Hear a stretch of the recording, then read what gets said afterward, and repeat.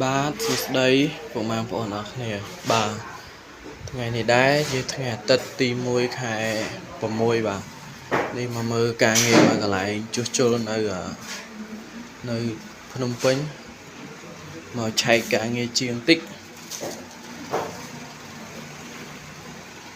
បាទការ៉ូជាងបិទ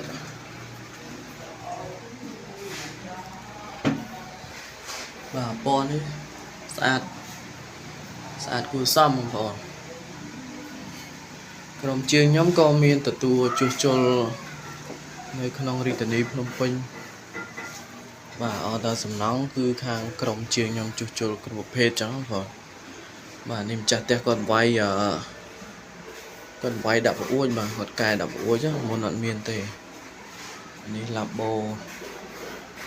នេះចក្រានបាយបងប្អូន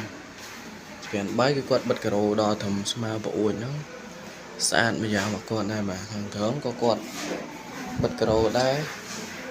ហើយគាត់នឹងអាចចាប់កញ្ចក់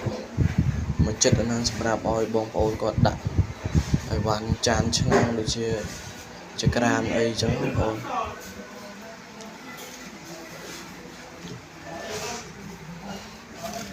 បាទបងប្អូន